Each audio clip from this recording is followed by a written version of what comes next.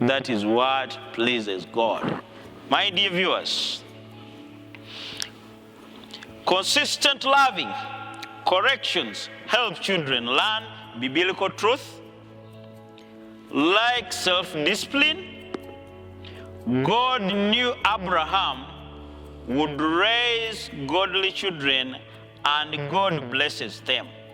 By applying God's standards, we too can receive God's blessings as children. When we nurture and direct these children in accordance to God's standards, in the long run, God will bless us like he blessed Abraham. That is so important to note. So Christian parenting as an accountability, a true accountability for judgment.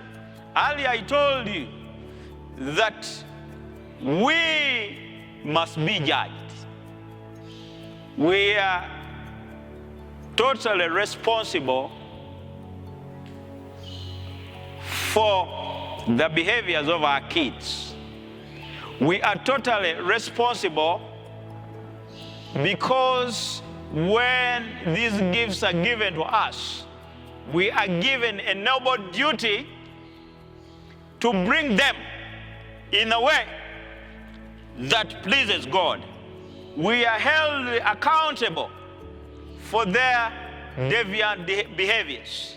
We are held accountable for whatever bad behavior that is inculcated within our children, because at the judgment day, we must present them to our God in a more profound way, in a more dear way, in a more,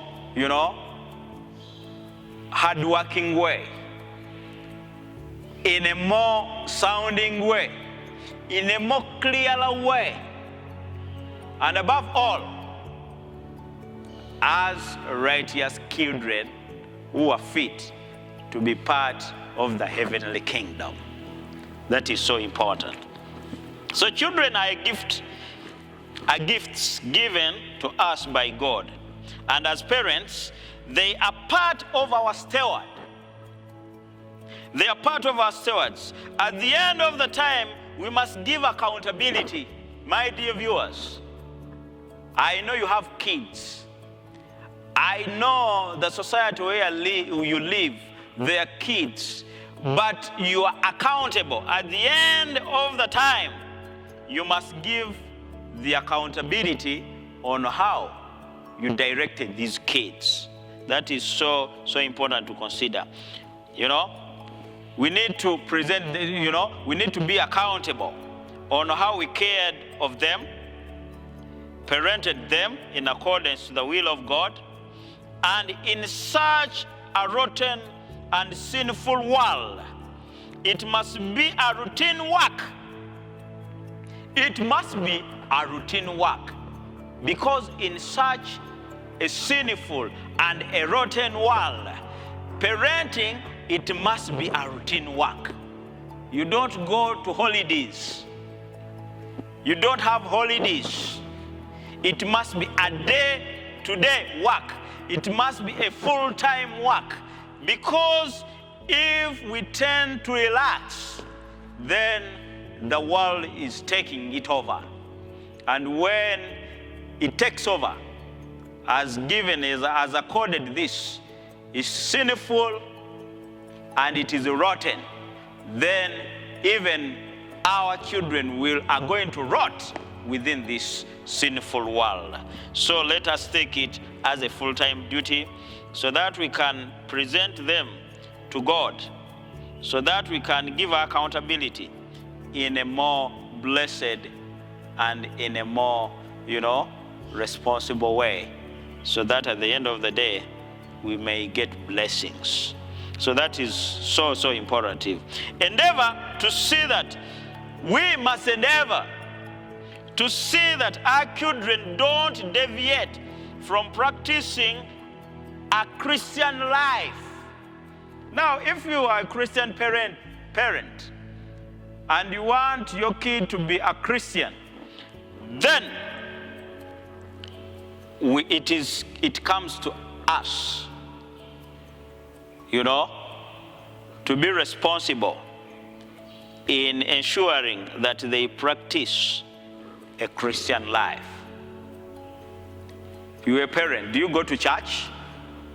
Yes, you go to church. But when you go to church, do you go with your children? Yes, you go with your children. That is good. But at home, do you get the time and read the Bible? Do you teach them how to read the Bible? Do you teach them the goodness of Christ in their life? Do you practice what you preach to them?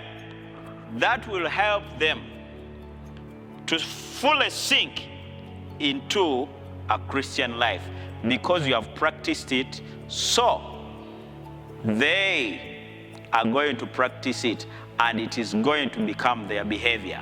They are going to live a Christian life without coercion, but because you have practiced it with them.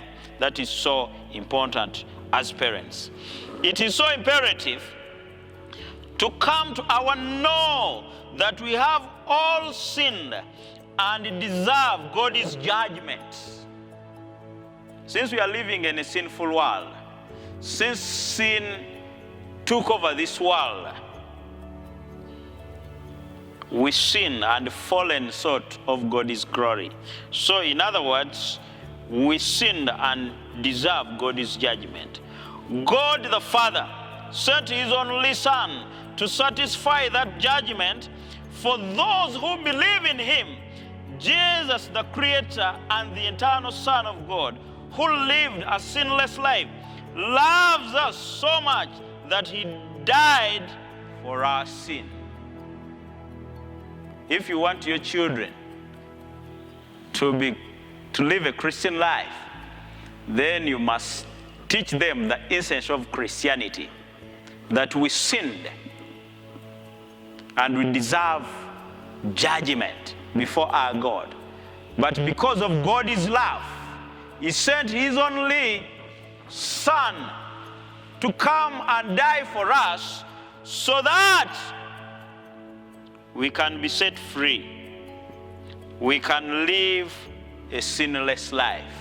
It is so important to tell our children that though we are living in a sinful world, but we can be in a position to live a sinless life. That they must be known. It must come to their know. You must preach it to them over and over again, so that it must sink into their mind in terms of projection, in terms of practice, and it becomes their routine behavior. That will prevent a coercion